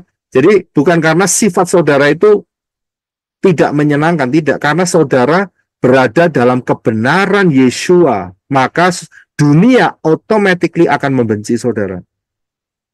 Ya, ditulis di sini, dunia tidak dapat membenci kamu, tetapi dia membenci aku karena aku bersaksi tentangnya, tentang dunia, bahwa perbuatan-perbuatannya adalah jahat. Saudara bisa lihat, seringkali kalau ada perbuatan jahat ditelanjangi, ya, yang menyatakan perbuatan itu jahat selalu dimusuhi, ya kan? Biasanya kan gitu kan? Ya, jadi dunia itu akan membenci saudara dan saya, karena saudara dan saya berfondasikan Davar Elohim. Ya, ayat 8, naiklah kamu ke perayaan itu. Aku belum naik karena perayaan itu, karena saatku belum digenapi. Ya, jadi belum digenapi. Oke, kita lanjutkan. Ini agak sedikit panjang, tapi ada kekayaan yang luar biasa. Karena ini kan perayaan Sukot kan, Tabernakel kan. Ya, jadi kita dengarkan kesaksiannya Yeshua saat perayaan Sukot. 9. Dan sementara mengatakan hal-hal itu kepada mereka, dia tinggal di Galilea. Jadi Yeshua masih tinggal di Galilea karena waktunya belum tiba. Ayat 10. Namun ketika saudara-saudaranya telah naik ke perayaan itu, ya, telah naik ke perayaan itu. Padahal kalau dari Galilea menuju ke Yudea, nah itu naik atau turun? Turun, Pak. Galilea itu turun. Turun mestinya, tapi kok naik? Kenapa dikata naik di sini? Iya. Ya, bahasa King James-nya, but when his brethren were gone up. Betul, pakai kata naik. Gone up, pergi naik. Mengapa? Mengapa pakai kata naik? Gunung ya? Perbukitan. Yerusalem ada di gunung. Dataran tinggi, Pak. Dataran lebih tinggi. Gunung, tetapi ingat, dari segala penjuru, utara, selatan, timur, barat, orang kalau menuju ke Yerusalem harus mengatakan naik ke Yerusalem. Nggak boleh turun ke Yerusalem. Itu prinsip. Paham nggak di sini? Kita naik ke Gunung Elohim. Nggak boleh ngomong kita turun ke Gunung Elohim. Itu nggak boleh. Sudah paham ya? Jadi, walaupun Galilea di utara, dan seharusnya menurut peta, menurut Google Map, itu turun, saudara. Turun, ya kan? Turun ke Yerusalem. Nggak boleh ngomong itu. Harus ngomong naik. Karena arahnya ke Yerusalem. Yerusalem harus dikatakan selalu naik ke Yerusalem. Naik ke Gunung Elohim. Nggak pernah turun ke Gunung Elohim. Itu pelecehan itu namanya. Saya paham ya? Oke. Kemudian, saya ulangi ayat 10. Namun ketika saudara-saudara telah naik ke perayaan itu, dia sendiri pun naik ke perayaan itu tidak dengan terang-terangan, melainkan secara sembunyi-sembunyi. Jadi Yesus datang ya, ke perayaan Sukot ya, datang ya. Nah, kemudian ayat 11, kemudian orang-orang Yahudi mencari dia dalam perayaan itu, dan mereka berkata, di manakah dia? Maksudnya di mana Yeshua? Karena apa? Peraturannya apa? Setiap orang laki-laki harus menghadap Elohim, Yahweh, setahun 3 kali, salah satu yang perayaan Sukot di Yerusalem. Jadi dicari. Dan saat cari, ternyata ada rumor, gosip. Gosipnya apa? Nomor 12. Dan ada banyak sungut-sungut mengenai dia di antara kerumunan orang itu. Jadi ada gosip, saudara. Ya, di satu pihak mereka berkata, mereka gosip, ya, dia adalah baik. Jadi orang baik. Tetapi di pihak lain, di pihak orang lain berkata tidak. Malah dia menyesatkan orang banyak. Ya, ini opini manusia akan terpecah. Opini manusia akan terpecah. Yang satu ngomong baik, yang satu ngomong menyesatkan. Ya, jadi kalau sampai saudara mendapatkan perlakuan, perkataan, oh ini penyesat ini, grup penyesat PM ini, ya kan? Tenang saja saudara, tenang saja. Yesua pun sudah dikatai penyesat. Tenang aja, saudara ya. Kita tinggal ambil mahkota-mahkotanya saja, nggak usah emosional, ya udah biarin aja, ya kan? Kita rebut saja mahkota-mahkotanya. Puji Bapa Yahweh, ya kan? Jelas kan? Yesua pernah mengatakan kalau engkau dibenci karena namaku, ada mahkota kemuliaan. Selesai cerita. Ya, jadi nggak usah khawatir, nggak usah mempertahankan diri. Ya, begitu harpazo kelihatan siapa yang penyesatnya, begitu aja, langsung kelihatan. Ya, oke. Selanjutnya, jadi nggak usah bingung kalau saudara sekeliling saudara ngomong, wah ini pengajaran penyesat ini, ya. Yang satu ini bisa menyesatkan banyak orang. Sudah tenang saja, saudara. Saudara nggak tersesat kok. Ikut Yesua pasti nggak tersesat, ya. Jadi nggak usah bingung dengan perkataan orang. Itu hanya penilaian saja, ya. 13. Bagaimanapun juga tidak ada orang pun berbicara tentang dia di depan umum karena takut kepada orang-orang Yahudi. Nah, ini yang ngomong orang Yahudi atau takut sama orang Yahudi? Maksudnya apa? Mereka takut kepada pemimpin-pemimpin. Jadi cuman gosip, ya, cuman berkata di belakang saja. Nah, 14. Namun, di tengah-tengah berlangsungnya perayaan itu, Yesua naik ke bait suci dan mengajar. Yesua menampilkan dirinya. Saat apa ini? Saat Sukot, perayaan. Jadi Yesua ngajar saat Sukot. 15. Dan orang-orang Yahudi merasa heran, seraya berkata, bagaimana mungkin orang ini mengetahui kitab-kitab tanpa mempelajarinya? Perhatikan ayat 15. Lucu nggak? Dia itu disebut rabai. Loh kok ada perkataan sumbang seperti ini? Bagaimana mungkin orang ini mengetahui kitab-kitab tanpa mempelajarinya? Loh, orang Yahudi itu sejak kecil tuh diajari kitab. Sejak kecil itu sudah normal. Iya, nek saudara dan saya. Betul nggak? Ya kan, nek saudara dan saya diajari buku ini Ibu Budi, ya toh ini Bapak Budi lah begitu saudara, ya kan? Kalau orang Israel tidak kan? Kalau orang Israel diajari apa? Bereshit, ya kan? Terus kemudian dan seterusnya. Saudara. Diajari saudara. Dan saudara dan saya enggak ya? Ya kan? Ini aneh ini orang. Orang Yahudi merasa heran bagaimana orang ini yaitu Yesua mengetahui kitab-kitab tanpa mempelajarinya. Ini statement ngawur ini statement ya. Orang-orang saat itu ya. Kemudian ya, Yesua menjawab kepada mereka, dia berkata, ajaranku bukan milikku, melainkan dari Dia yang telah mengutus aku. Nah, hati-hati dengan ayat ini. Ya, hati-hati dengan kata mengutus dan diutus. Seringkali banyak yang kepleset di sini. Oh, kalau gitu ada yang mengutus. Berarti ada dua pribadi, ngawur. Ya, bukan dua pribadi, ini dua dimensi. Yang satu dimensi ada dimensi alam supranatural, saudara. Ya, dari dimensi alam supranatural masuk ke dalam dimensi bumi natural, itu pakai kata diutus, begitu loh saudara. Tapi orangnya sama, pribadinya sama, ya, yaitu Bapak Yahweh yang ada di dalam dunia dimensi alam supranatural masuk ke dalam dunia alam fisik bumi ini, ya. Jadi itu jawabannya. Kemudian 17. Jika seorang bermaksud untuk melakukan kehendaknya, dia akan mengetahui tentang ajaran itu. Apakah hal itu berasal dari Elohim atau aku bicara dari diriku sendiri. Nah, ayat 18. Siapa berkata-kata dari dirinya sendiri, dia mencari kemuliaannya sendiri. Namun, siapa mencari kemuliaan Dia yang telah mengutusnya, dia ini adalah benar dan ketidakadilan tidak ada padanya. Saudara paham? Karena itu, ini prinsip yang saya pegang. Saya mau mengajarkan saudara berdasarkan apa yang ada di dalam daftar Elohim.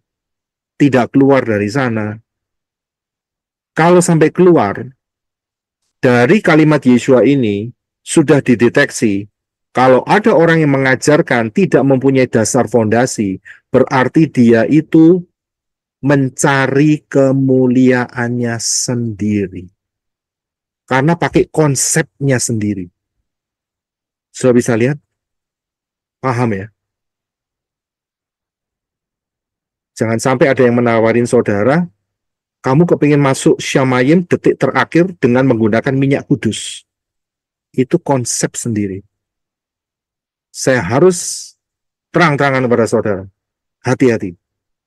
Ya, kita harus kembali apa ada yang tertulis di dalam daftar Elohim. Saudara juga harus hati-hati. Oh, daftar Elohim itu juga ada yang dikembangkan atau gimana? Wah, itu usah hati-hati dah. Ya, kita harus punya betul-betul dasar yang benar. Ya, jadi hati-hati dengan pengajaran. Kemudian, ya, ayat 19. Bukankah Moshe telah memberikan Torah padamu dan tidak seorang pun di antara kamu melaksanakan Torah? Mengapa kamu berusaha membunuh aku? Ya, jadi kembali lagi. Setiap pengajaran saudara harus jadi dewasa, saudara cek kebenaran daftar Elohimnya di mana. Ya, saya tidak mau mengambil kemuliaan buat diri saya sendiri, nggak ada untungnya, nggak ada untungnya. Saya kepingin harpazo, saudara. Ya, saya kepingin harpazo. Ya, saya nggak mau tersandung. Ya, jadi segala kemuliaan hanya untuk Bapa Yahweh dalam Yeshua HaMashiach. Oke, kita lanjutkan. Ayat 19 kita udah baca. Ya, mengapa kamu berusaha membunuh aku? Ayat 20, kerumunan orang itu menjawab berkata, engkau kerasukan roh jahat, siapa yang berusaha membunuhmu? Di atas tadi kita sudah baca ya, ayat 21 atau 2, dikatakan bahwa orang-orang Yahudi berusaha untuk membunuh Yeshua. Betul? Pada saat ini dinyatakan, mereka menyangkal, kamu kerasukan roh jahat, siapa yang berusaha membunuhmu? Ini aneh ini. Betul kan? Jadi, prinsip dosa yang disembunyikan sama mereka dibuka sama Yeshua, mereka akan mengelak. Tapi nanti akan dibuktikan sama Yeshua. Ya. 21, Yeshua menjawab dan berkata kepada mereka, aku melakukan satu perbuatan dan kamu heran. 22, sebab itu Moshe telah memberikan sunat padamu, bukan berarti itu dari Moshe, melainkan dari para leluhurmu. Jadi sunat berdasarkan bukan dari Moshe. Sunat berdasarkan dari mana? Dari Abraham. Ya, dan pada hari Syabat kamu menyunat orang. 23, sekiranya orang menerima sunat pada hari Sabat yang karenanya Torah Moshe tidak dilanggar, adakah kamu marah terhadapku karena aku membuat seorang pulih seutuhnya pada hari Syabat? Jadi Yeshua mengajarkan kamu melakukan pekerjaan penyunatan pada saat Syabat itu nggak masalah. Lah aku menyembuhkan orang saat Syabat, kamu mau bunuh aku, itu ceritanya. Ya, ayat 24. Janganlah menghakimi berdasarkan penampilan, tetapi hakimilah pengadilan yang benar. Jadi harus mempunyai judgment yang benar. Ya, nggak boleh cuman berpihak ke satu sisi. Kemudian ayat 25. Kemudian beberapa orang di antara penduduk Yerusalem berkata, bukankah dia ini orang yang sedang mereka cari untuk dibunuhnya? Nah, ya toh. Saya bisa lihat, merasakan. Tadi di ayat-ayat pertama dikatakan Yesus udah tahu banyak orang mau bunuh dia di Yudea. Dia sudah datang ke Yudea. Dia kasih tahu, kenapa kamu mau bunuh aku? Mereka menyangkal, ya kan? Nah ini kemudian ketemu lagi, ya, dari beberapa penduduk. Dia bilang, loh ini orang yang kamu mau bunuh, nah, ya kan? Balik lagi kan peristiwanya. Dan kemudian 26, dan lihatlah dia berbicara secara terbuka dan mereka tidak berkata pun kepadanya, jangan-jangan sesungguhnya para pemimpin itu telah mengenali bahwa dia adalah benar-benar HaMashiach. Jadi terjadi kebingungan saat itu. Ya, terjadi kebingungan. 27, padahal kita sudah mengetahui orang itu, dari manakah dia berasal. Sedangkan HaMashiach tatkala dia datang, tidak seorang pun mengetahui dari mana dia berasal. Benar nggak ini? Benar nggak? Padahal kita sudah mengetahui orang itu dari mana dia berasal, sedangkan HaMashiach tatkala dia datang tidak seorang pun mengetahui dari mana dia berasal. Benar nggak statement ini? Salah, Salah, Pak. Kalau yang benar bagaimana? Dari keturunan David ya. Herodes sudah tahu Pak Daud. waktu ditanya kepada Iya. ahli Taurat dari di Bethlehem. Jadi Mesias keluarnya dari Bethlehem. Saya bisa lihat, karena Yesua lama di Galilea, mereka kabur penglihatannya, pengertiannya. Saya bisa lihat, karena Yesua lama di Galilea, di Nazaret. Kalau di tracking, mereka seharusnya tahu Yesua lahirnya di Bethlehem. Ya, jadi statementnya salah ini. Kemudian 28. Oleh karena itu sambil mengajar dan berkata dalam bait suci, Yesua berseru, kamu mengenal aku dan juga mengetahui dari mana aku berasal. Dan aku telah datang bukan dari diriku sendiri, tetapi Dia telah mengutus aku. Yang tidak kamu kenal adalah benar. Jadi Yesus mengatakan yang di atas, kamu mengenal aku dan juga mengetahui dari mana aku berasal. Ini secara fisik. Ya, secara fisik. Ya. Tapi Yesus mengatakan, ya, dan aku telah datang bukan dari diriku sendiri. Dia mempertegas bahwa mereka tidak mengenal ya siapa yang mengutus dia. Ingat ya, mengutus ini bukan masalah mengutus dan diutus, dua pribadi, tidak. Tetapi dua dimensi. Dimensi alam supranatural, spiritual, masuk ke dalam dunia fisik bumi. Ya. Mereka tidak tahu. 29. Namun aku mengenal dia. Dia ini siapa? Yahweh, Bapak Yahweh. Ya. Karena aku berasal dari dia dan dia juga telah mengutus aku. Ini hati-hati ayat ini. Ya. Bukan dua pribadi, tetapi dua dimensi. Ya. Kemudian 30. Lalu mereka berusaha menangkap dia, tetapi tidak seorang pun menjatuhkan tangan kepadanya. Karena saatnya belum tiba. Ada timing. Di dalam Elohim itu ada timing semua. Kemudian 31. Namun banyak dari antara kerumunan orang itu percaya kepadanya. Ada yang percaya, saudara. Bila Hamasyah itu datang, akankah dia membuat tanda-tanda yang lebih banyak daripada hal-hal ini yang orang ini telah melakukannya? 32. Orang-orang Farisi mendengar ketika kerumunan orang itu memperguncingkan hal-hal mengenai dia. Dan orang-orang Farisi itu serta para imam kepala mengutus para pengawal agar mereka menangkap Yesua, menangkap dia. 33. Lalu Yesua berkata kepada mereka, tinggal beberapa saat aku ada bersamamu, dan aku pergi kepada dia yang telah mengutus aku. 34. Kamu akan mencari aku, dan kamu tidak akan menemukan, dan ke tempat aku berada, kamu tidak dapat datang. Kemana Yesus mau pergi? Kemana? Abraham, pangkuan Abraham.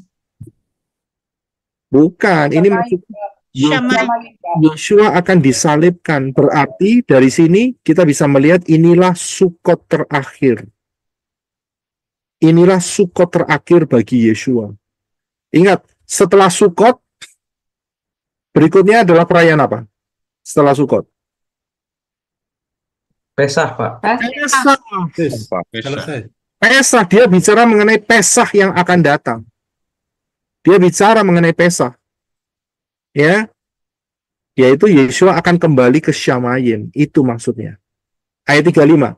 Oleh karena itu, orang-orang Yahudi berkata kepada diri mereka sendiri, kemanakah dia akan segera pergi sehingga kita tidak dapat menemukannya? Apakah dia akan segera pergi ke perantauan di antara orang-orang Yunani dan mengajar orang-orang Yunani? Tidak mungkin. Tidak mungkin. Yeshua tidak akan cross daerahnya dia. Ya, Yeshua panggilannya adalah di Israel. Aku diutus untuk domba-domba Israel yang terhilang. Jadi Yeshua tidak diutus untuk bangsa lain. Tidak. Kita harus paham. Ya, konsepnya Yeshua memberikan mandat kepada Israel, terutama Israel yaitu murid-murid. Murid-murid kan orang Israel, kan? Ya, dan murid-murid inilah yang akan menyalurkan, menyebarkan ke seluruh dunia. Itu prinsip polanya itu seperti itu. Ya, jadi mereka berpikir kalau Yeshua ke Yunani, mengajar orang Yunani itu salah besar. Ya, kemudian 36. Apa maksud perkataan itu yang dia katakan, kamu akan mencari aku dan kamu tidak akan menemukan, dan ke tempat aku berada kamu tidak dapat datang. Yeshua ngomong sama siapa ini? Murid-murid. Bukan, orang banyak. Oh, orang banyak, orang banyak. Yeshua mengajar di Bait Elohim. Ini bicara sama orang banyak. Saudara ngerti enggak? Ini kalimat berbahaya. Ke tempat aku berada, kamu tidak dapat datang. Berarti mereka masuk mana? Lautan api, Pak. Gehenna. Gehenna, Pak. Tempat penyiksaan orang kaya. Kenapa? Karena mereka menolak Yeshua. Saya bisa lihat? Ya, saya bisa lihat? Oke. Kemudian, dan pada hari terakhir, dalam megahnya perayaan itu, ya, Yeshua berdiri dan berseru sambil berkata, perayaan hari terakhir. Jadi hari yang keberapa nih? Hari ke-8. 7. Perayaannya 7 hari kan? Ya. Ya kan? Perayaan 7 hari. Amin. Ya, jika seorang merasa haus, biarlah dia datang kepadaku dan minum. Ini dia. Ini yang dinyatakan oleh Yeshua di hari terakhir perayaan Sukot. Kan Sukot 7 hari. Ya, di hari yang terakhir dia nyatakan, siapa haus, datang kepadaku dan biar dia minum. Saudara haus? Bukan haus secara fisik, tetapi haus secara spiritual. Haus secara spiritmu untuk dipuaskan, disegarkan. Dan hanya ada satu yang dapat menyegarkan kehausan manusia, yaitu Yeshua. Yeshua berkata, kalau kamu haus, datang kepadaku. Ya, datang kepadaku. Karena itu, saya hanya manusia biasa, ya, yang menolong saudara sebagai saudara seiman, supaya saudara bisa minum sendiri dari Yeshua. Ngerti maksudnya? Saudara yang harus bertumbuh, saya hanya menuntunnya saja. Dan itu hanya bagian yang Bapak Yahweh berikan. Saudara jangan datang kepada saya minta air kehidupan. Loh, saya tidak punya air kehidupan saya dari Yeshua. Saudara harus datang sendiri ke Yeshua. Setiap saudara harus punya pengalaman pribadi dengan Yeshua. Saudara paham? Kesyamayim nggak bisa gandeng-gandengan, saudara. Oh, saya ngikut aja pelayanan menor nanti saat harpaso. Nggak bisa. Sendiri-sendiri. Karena itu, arah saudara harus sendiri-sendiri di hadapan Bapak Yahweh. Saudara harus jadi dewasa. Ya. Nggak cuma disuapi terus. Saudara harus bertumbuh jadi dewasa dengan baik dan benar. Bukan dewasa yang ngawur. Hati-hati. Ada dewasa yang ngawur. Buahnya ambisi dan sebagainya. Itu jerat. Hati-hati. Ya, jadi saya hanya mendorong saudara. Hanya memperlengkapi, mungkin saudara belum tahu ayat ini, ayat itu, saya berikan, ya saya sharekan, saya hanya sharing saja. Sehingga saudara bisa ikut tumbuh bersama-sama. Amen. Jadi, datang kepada Yeshua untuk mendapatkan air itu. Saudara harus punya pengalaman. Bagaimana leganya saat baca daftar Elohim. Saat merenungkan daftar Elohim. Saat melihat daftar Elohim. Saudara harus sampai bisa mendapatkan segar jiwaku. Seperti Daud mengatakan, seperti rusa yang haus. Ya kan, ada banyak lagu rusa, ya kan? Tapi tidak masalah, ya kan? Yang penting adalah bagaimana mereka mendapatkan kelegaan dari air kehidupan. Amen. Ayat 38. Siapa yang percaya kepadaku, sebagaimana yang telah kitab suci katakan, nggak keluar dari kitab suci.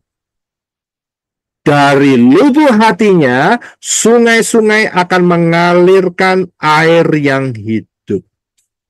Sudah bisa lihat Ya, sudah bisa paham? Fondasinya kitab suci. Tapi kalau saudara baca Femina, baca Kompas, baca Tribun, baca CNN dan sebagainya, dan saudara merasa terpuaskan, haus saudara, berarti saudara minum air got. Tahu air got? Ya. Selokan, Pak. Ya, air selokan, Pak, semberan. Air kotor, Pak, air kotor.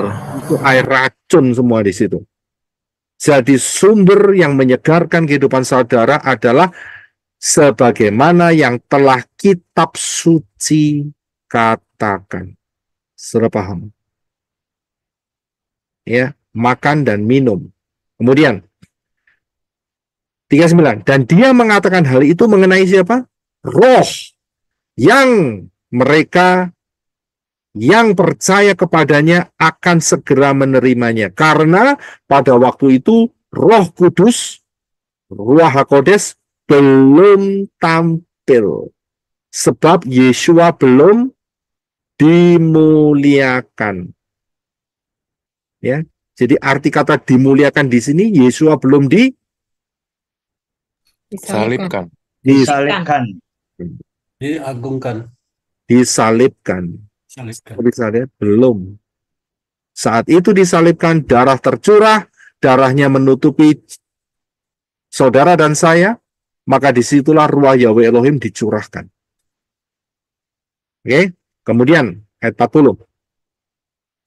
Selanjutnya setelah mendengar firman itu, banyak orang dari kerumunan orang itu berkata, dia ini adalah benar-benar seorang nabi. Orang-orang lain, 41, orang-orang lainnya berkata, dia ini adalah Hamasiah. Namun yang lain berkata, bukan, sebab adakah Hamasiah datang dari Galilea? Nah, ini dia, saudara. Salah konsep kan? Karena Yesua lama di Galilea, di Nazaret. 42. Bukankah kitab suci telah berkata bahwa Hamasiah datang dari benih Daud dan dari Bethlehem, desa tempat Daud tinggal? Nah, ini yang baru benar. Mereka tidak mendeteksi Yesua dari Bethlehem. Ya. 43. Sebab itu terjadilah perpecahan di antara kerumunan orang itu karena Yesua. Jadi Yesua memecah. Yesua pernah berkata, aku datang bukan untuk membawa damai. Yesua datang tidak untuk membawa damai. Jadi slogannya Natalan itu keliru, saudara. Damai di bumi. Keliru. Betul kan? Lalu Yesus sendiri kok yang ngomong, aku datang bukan bawa damai kok. Tapi aku bawa apa? Pedang. Bawa pedang. Pedang dan memisahkan. Jadi keliru tuh konsepnya itu. Iya kan? Oke, haleluya. Biarin aja mereka keliru. Ya, mereka akan pasti ngomong ada damai. Ya, didamaikan. Siapa yang mau terima Yesua didamaikan dengan Elohim. Itu baru damai. Tapi Yesua datang itu nggak bawa damai, perpecahan. Lihat aja. Ada yang terima, ya kan? Ada yang terima kalau saudara dan saya terima Yesua, ada yang menolak, ada yang menyesatkan. Normal itu. Ya kan? Kemudian ayat 44. Dan beberapa orang dari antara mereka berniat menangkap dia, tetapi tidak ada seorang pun yang menjatuhkan tangan kepadanya. 45. Kemudian datanglah para pengawal kepada para imam kepala dan orang-orang Farisi, dan mereka berkata kepada para pengawal itu, mengapa kamu tidak menyeret dia? Para pengawal itu menjawab, belum pernah seorang pun berbicara sedemikian rupa seperti orang itu. Saudara tahu kenapa para pengawal ini bicara seperti ini? Alasannya adalah karena mereka mendengarkan kuasa dari Yesua, Pak, ketika berbicara. Karena ada anointing. Karena ada pengurapan yang khusus. Di ayat yang lain dikatakan, ada tertulis yang menyatakan Yesua tidak berbicara seperti ahli-ahli Torah dan imam-imam Farisi. Betul? ada ayat yang mengatakan seperti itu. Dia berbicara beda. Sebisa karena apa? Di anointed. Karena dia diurapi. Ya. Oke. 47. Lalu orang-orang Farisi itu menjawab pada mereka, tidakkah kamu juga telah disesatkan? 48. Adakah seorang dari para pemimpin atau dari antara orang-orang Farisi yang telah percaya kepadanya? 49. Rupanya kerumunan orang ini jadi terkutuk karena tidak mengenal Torah. Nah, biasa ini. Ya, sok pinter. Ya kan? Mereka berkata, oh kamu tidak kenal Torah, jadi terkutuk. Ini yang berkata adalah orang-orang kepala, pemimpin-pemimpin. 50. Nikodemus. Seorang yang berasal dari antara mereka yang pernah datang kepadanya pada waktu malam. Masih ingat peristiwanya? Yohanes pasal 3 berkata kepada mereka, adakah Torah kita menghakimi orang kalau tidak terlebih dahulu mendengarkan dia dan mengetahui apa yang dia perbuat? Ini benar perkataan Nikodemus. 452. Mereka menjawab dan berkata, apakah engkau juga berasal dari Galilea? Nah, ini dia sentimen nih. Ya kan? Selidikilah dan perhatikanlah bahwa seorang nabi belum pernah muncul dari Galilea. Ya memang benar. Mereka nggak tracking. Orang Yesua sudah dilahirkan di Bethlehem. Nggak bisa lihat, kesalahannya bukan di Yesua, kesalahan di konsep mereka sendiri. Dan kemudian 53, dan mereka masing-masing pulang ke rumahnya. Oke, jadi Fatsal, ini yang Fatsal yang ke-7. Fatsal yang 8, saya akan lanjutkan next meeting kita. Amin. Sangat luar biasa. Kalau kita lihat perjalanan Yesua, kita lihat dari segala sisi kondisinya sangat-sangat menarik sekali. Ya. Dan itu menguatkan saudara dan saya. Yesua mengatakan, siapa haus datang kepada Yesua. Amin. Di luar sana saudara haus datang kepada Yesua. Ingat, juru selamat namanya Yesua. Dia orang Yehudi, namanya Yehudi. Jadi tidak pernah pakai ya nama Indonesia, Yesus, nggak pernah. Jadi harus pakai aksara Yehudi, Yod, Shin, Waw, Ayin, Yesus. Amin. Bapak yang berkati, kita satukan hati dalam doa.